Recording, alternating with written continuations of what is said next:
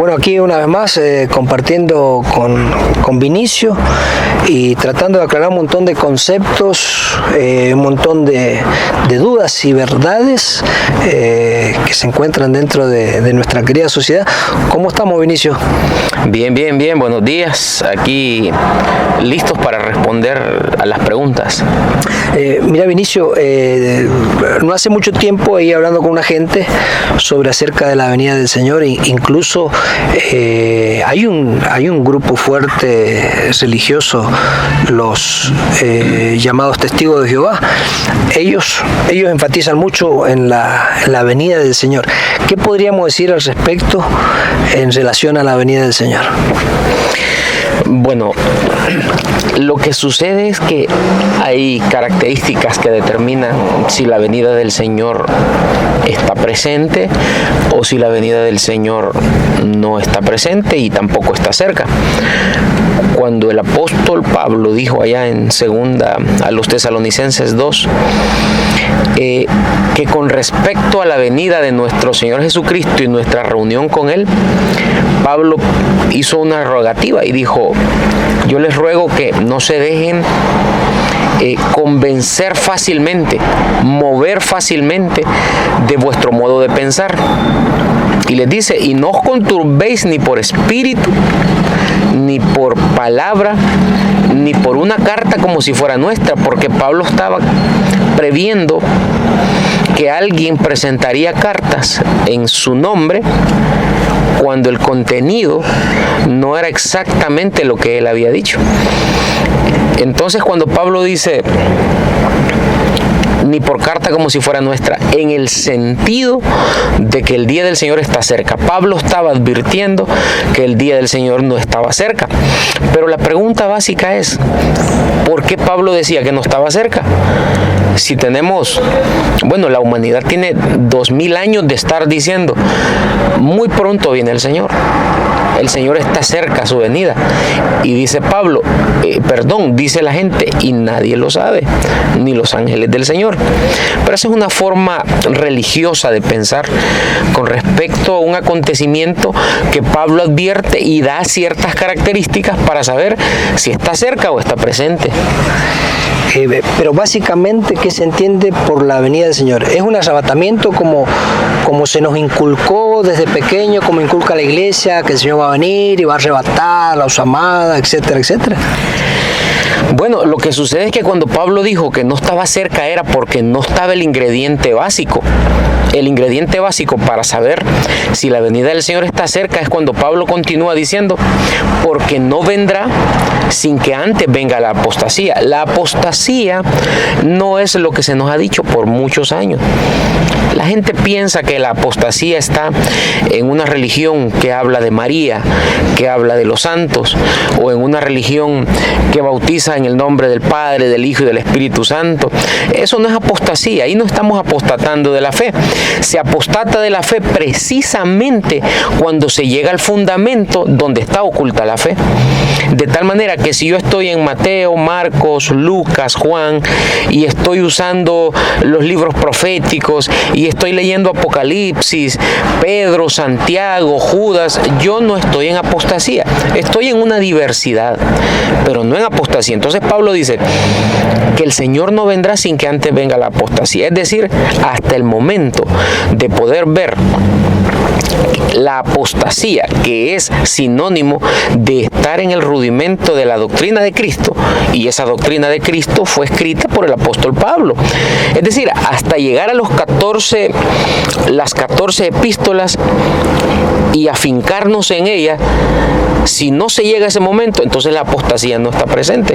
Entonces Pablo decía, mire, él veía que nadie practicaba sus enseñanzas, más por el contrario, lo que hacían era inventar historias de donde salieron los personajes que toda la religión conoce. Entonces, cuando llegáramos a la doctrina escrita por Pablo y nos afincáramos en ella, ahí iba a comenzar la apostasía.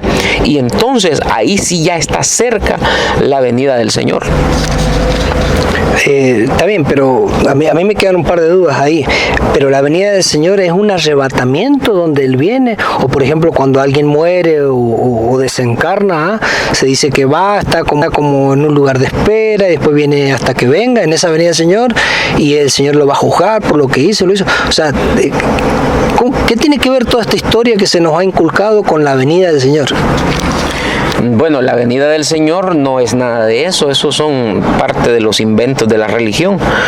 La venida del Señor es cuando nosotros pasamos de la letra escrita en el fundamento a un entendimiento oculto que está en esa letra. Es decir, por ejemplo, cuando nosotros logramos discernir entre el bien y el mal, que es lo mismo que decir entre la letra y el espíritu. Cuando logramos acomodar la letra del fundamento a la explicación del espíritu, entonces esa explicación espiritual lo que hace es que edifica nuestro hombre interior, y cuando ese hombre interior es edificado, empezamos a percibir el Espíritu de Dios, y esa es la transformación, esa es la venida del Señor, esa es la glorificación.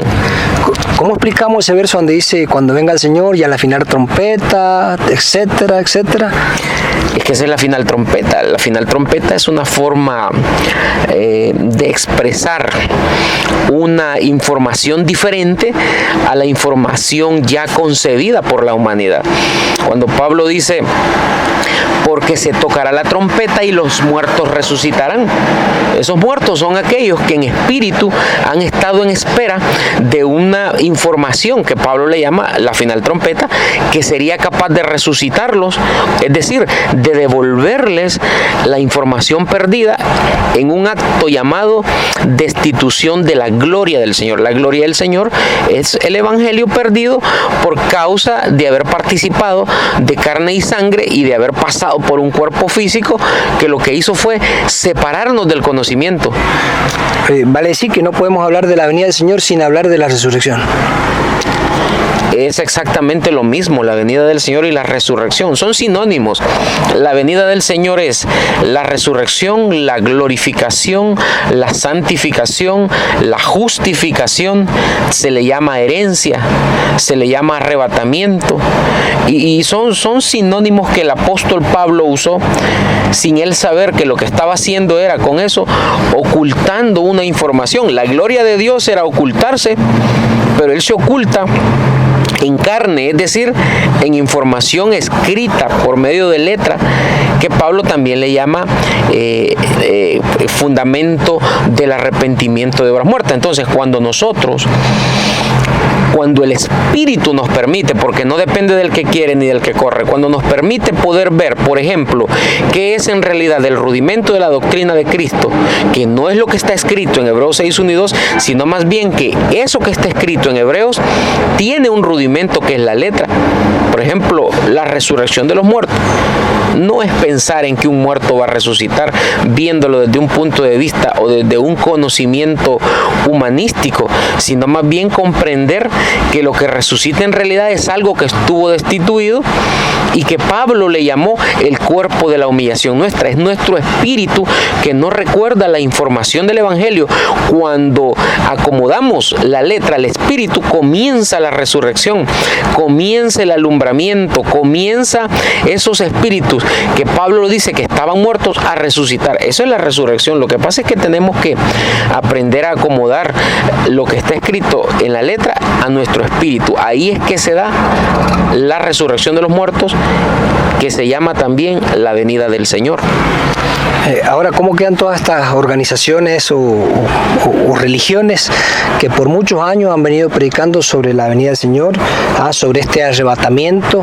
Ya llevamos más de 2000 años que se viene predicando eso, y yo me imagino que antes de todo este tiempo también hubieron prácticas semejantes a esto.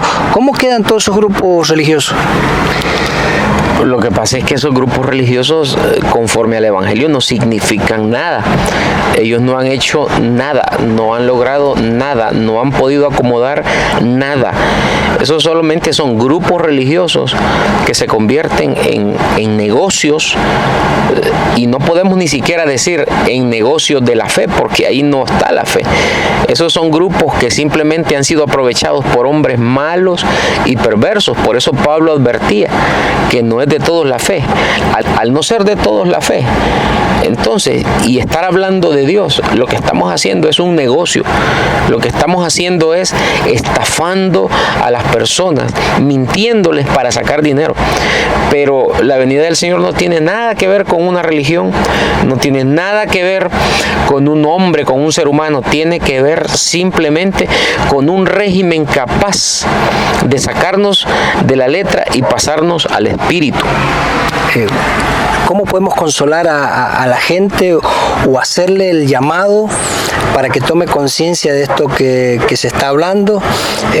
Porque casualmente, ¿sabe?, hay tantas religiones que difieren de un mensaje del otro. ¿Por qué la gente no puede pensar que este mensaje puede estar tan erróneo como han estado aquellos otros? Bueno, lo único que puede confirmar si esto es verdad es el mismo Espíritu, que lo escudriña todo. Dice que el espíritu del hombre escudriña. El Espíritu de Dios que está en el hombre escudriña si esto es verdad o es mentira. Cuando alguien dice que esto es falso, es simplemente porque en él no hay un espíritu que le confirme. Recordemos que Pablo dijo en Romanos 16:25, y al que puede confirmaros según mi evangelio. Es decir, hay una confirmación, pero no que la confirmación no es la letra. En la letra han estado los hombres por 2000 años leyendo a Pablo. Yo leí a Pablo por muchos años, sin embargo no lo entendía y ahí no hubo confirmación. Entonces dice que es por la predicación de Jesucristo la confirmación. Recordemos que el hombre natural no percibe las cosas que son del Espíritu de Dios, y si no las percibe, ¿por qué piensan entonces que por leer al apóstol Pablo ellos son cristianos? Y me imagino que la predicación de Jesucristo no es que va a venir el Jesucristo que se nos inculcó personalizado a predicarnos. No, porque precisamente ahí está la iniquidad. La gente piensa en un Cristo como un ser, como un hombre que estuvo allá hace 2000 años, que murió en una cruz, porque no entendió en realidad el espíritu del mensaje. Cristo nunca fue un ser humano, Cristo siempre fue una enseñanza. Aparecería como un régimen, como una información que nos haría acomodar, y pues la manera de aparecer iba a ser en una mente, porque Dios no puede funcionar de otra forma. Él no está en el aire, no está en el ambiente, Él está siempre unido a su espíritu. Por eso dice que el que se une al Señor es un espíritu con Él. Entonces, si solamente uno se logró unir por causa de que Dios así lo quiso, ahí comienza el régimen del Espíritu. Entonces, en conclusión, debemos de entender que la venida del Señor no tiene que ver con acontecimientos físicos, no tiene que ver con, como dice Mateo 24, porque los apóstoles estos fueron fraudulentos, fueron falsos, y ellos no entendieron la información. El mismo Pablo que la escribe no la pudo expresar, porque tenía que estar presente el espíritu de la palabra, tenía que estar presente el régimen del espíritu, y conste que el apóstol Pablo dijo que eso no estaba cerca. Solo dijo hace 2000 años aproximadamente, y si no estaba cerca era porque él mismo no lo podía hacer. Teníamos que esperar que el régimen del espíritu se manifestara para explicar dentro de un mundo lleno de conclusiones y aseveraciones falsas con respecto al Espíritu de Dios. Bueno, una vez